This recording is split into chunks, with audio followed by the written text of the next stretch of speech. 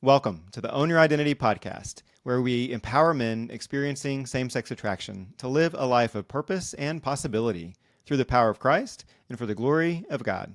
My name is Jason Mellard. I'm so glad you're here today. Come on in, have a seat. Let's go. Today, we're going to be talking about a unique place of vulnerability and motivation, the locker room. Do you remember that place? For me, I recall anxiety, fear, worry, excitement, anticipation, connectedness, joy, lots of things are associated with the locker room for me. The first experience I had was watching movies of athletes in a game time locker room, popping each other with towels, just talking about life, getting ready for the game. The coach comes in, gives some cheesy, inspiring speech, and they all grunt and cheer and run onto the field together. And that was inspiring and out of reach. I never imagined that I would be in that place. I was doing good just to run in the right direction on the soccer field. And I was pretty sure I was way too skinny to qualify for any significant sports. I know that it's not true, but that's how it felt to me when I was young. Then the second experience I can remember of a locker room was when my dad took me to his gym, and I found myself in a hot tub with adult men, some with swimsuits on, some not, and just felt a little off. As an adult now, I can look back and see that my dad was not in a healthy mindset when he entered that locker room, and that was not a place that I probably should have been. Then there was the junior high locker room. I had just moved to a new school district, and on the first day of school, we learned that we were going to have to shower after PE every day. And when I heard that, my stomach dropped. I was not up for that. Man, I didn't want to take my shirt off in front of anybody. It just was not something that I enjoyed doing. Very vulnerable, and I was not looking forward to it. So the next day when it came around, I remember standing in front of my locker in the locker room with my hands at the hem of my shirt, trying to gear myself up to take it off. And I recall Chris, this guy that I just met the day before, who was everything that I would want to be. Strong, well-built, always something to say, fit in with the other guys, led the pack. He was confident, and man, he just changed clothes without thinking twice about it. It didn't even bother him. And I waited until he was a bit distracted with the other guys, and I finally took my shirt off, went over to the shower, and managed to come back and get my pants on with a towel wrapped around me and do that whole little dance. But it was so loud in there. The sneakers were squeaking on the floors, and everybody's voices were just echoing off those CMU walls. And back in the day, they were using Axe body spray. Do you remember that stuff? I don't know if people still use that, but that was in the air, and I didn't like it. The whole thing was a miserable experience. But then I got up my blow dryer, and I plugged it in, and I was going to start blow drying my hair. Two things that I knew I could bring to this new school was my winning smile and my good hair. It's always been a thing for me. It still is. Yeah, but anyway, so then this guy says, Jason, why are you blow drying your hair? And I paused and froze, and I thought, oh, I guess this is not something anybody else is doing around here. It's just me. And I said, well, yeah, my hair just goes crazy if I don't. Pretending like, I guess it was normal. So after that, I just left my blow dryer at home. I felt like I'm out of place. I don't know what's going on here, and something is different about me. I did feel that way in that locker room.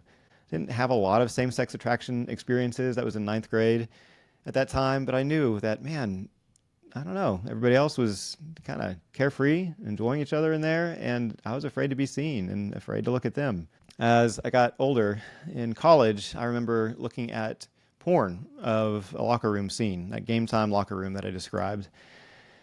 And I would imagine myself in there, just one of the guys, that camaraderie, being accepted as part of the team and being appreciated for my presence, just being relaxed, and seeing and being seen. But then it would go to most of the guys clearing out, and one guy that really noticed me and really appreciated me being there, and he motioned me over to the showers. That idea of somebody wanting me that bad, that must mean I'm really one of the guys. I'm really included. I don't have to doubt it because this guy is really going the extra mile to connect with me. But that was me trying to get something that wasn't real. When what I truly wanted was being in a group of guys, being on a team I could really hold on to and be motivated by and struggle with moving forward, going out on the field together in real life. The next few times I experienced the locker room was when I was older as an adult and went to the gym, and I was not in a healthy mindset, kind of like my dad when I was a kid. And I was going in there hoping that I would see the guy that I remember back in junior high, that perfect guy that was everything I wanted to be. And I would find him and just stare at him. Like I was somehow getting his energy, his masculinity. I was feeling confident just by looking at him and imagining what it would be like to be him, to have what he had, and just escape from myself into him. If y'all have experienced that draw, you know what I'm talking about. And then I would find myself in the shower. One time I was looking across at somebody else in the shower, and I was noticing them, and they were noticing me right back. And man, that was like a drug. It felt so good to see and be seen. After that, I swore off locker rooms for a while and set that as a boundary not to enter into. Some healthy experiences with locker rooms. I've been really grateful to have those. First one was when I had a mentor who was a big swimmer, and he invited me to go swimming at a local college. He knew my whole story, knew about my same-sex attractions, and just loved me just as I was. Didn't think twice about it. We went and changed clothes, got into the pool, swam laps for a while, and then came back to shower and change. And these were the showers that didn't have curtains. It was just a bunch of shower heads along a wall. And I was like, okay, I guess we're really doing this. But he was a safe guy, and I was glad that we could just have a conversation in the shower. I knew he wasn't going to be checking me out. I wasn't going to be checking him out. And we could just enjoy being guys together. I was like him. He was like me. And it was a really great healing experience for me. 4 years ago, we moved to another part of town, and there was a YMCA nearby. And I started going there to lift weights. I enjoyed just getting to know the people there. Every morning, we'd sit around and shoot the breeze. And then they would go in the locker room. They'd change and they shower. And I thought, hey, I'm going to give it a try. So I prayed to God and just felt the green light to go and change in the locker room, shower, and do that whole thing and be part of that experience. There were no guys there that were, trying to get something from somebody else that they shouldn't. One of the swimmers and I were coming out of the pool and going into the showers at the same time. And we just got talking about his kids and his wife and what he was doing for work. He was a contractor renovating homes. And as we moved into the showers, we were having this conversation. And he doesn't close the shower curtain. I don't know. Maybe he just thinks, what's the point? We're just a bunch of guys. Why does it matter? And I got my hand on the shower curtain, about to close it. I'm thinking, I don't know. This just feels like I'm going to interrupt the conversation if I close the curtain. And so I was like, whatever. I'm going to leave it open. And I'm not checking him out. He could care less about me. And we're just talking about kitchen cabinets and how he's dealing with a problem with one of the subcontractors that's working on the house. And that was it. It's nice to be in a place where it's like, no big deal. Harrison Bly, the author of Bent on Men, if you haven't read it, you've got to. It's one of the best books on an SSA story that I've read. Was taking a shower, and his best friend was in the bathroom. They were just chatting through the shower curtain.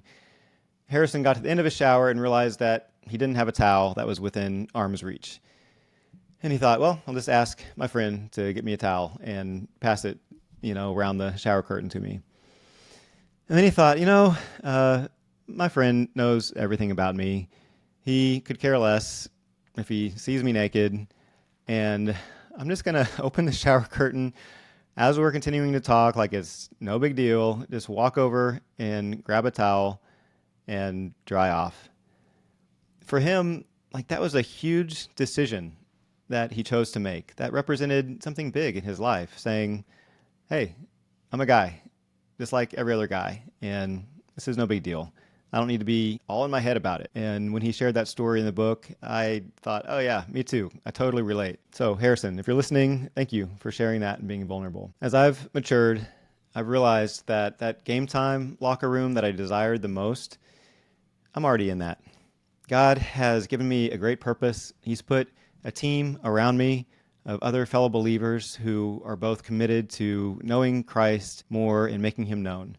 I have different fields of arenas that I can step out onto courageously. I don't have to actually be in that locker room with pads on and going out onto a striped field, but I can believe that I belong there. I can decide that I'm no different than those guys. I just have a different field that I'm going on to, and it requires different preparation, a different locker room.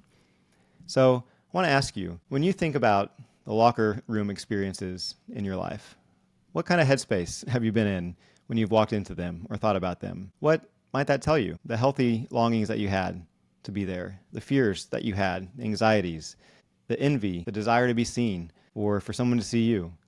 What might that reveal to you about what it is that you truly desire and what God has already given you? Most of the things that we really long for in those types of ways, I believe that God has already planted in us. We just need to allow him to grow it. Also, what is the field that you want to step out onto?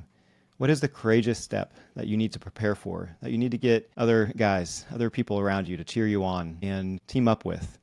Is it sharing your unwanted attractions with somebody else vulnerably?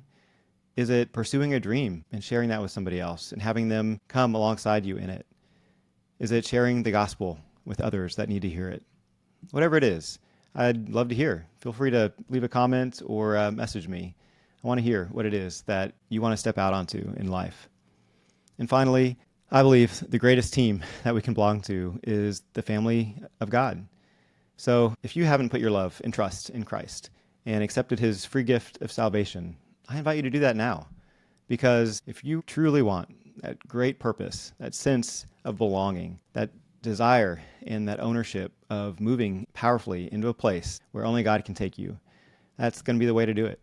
Say yes to his invitation to come to him for salvation, for adoption into his family, and to be connected into his true vine that brings life and flourishing.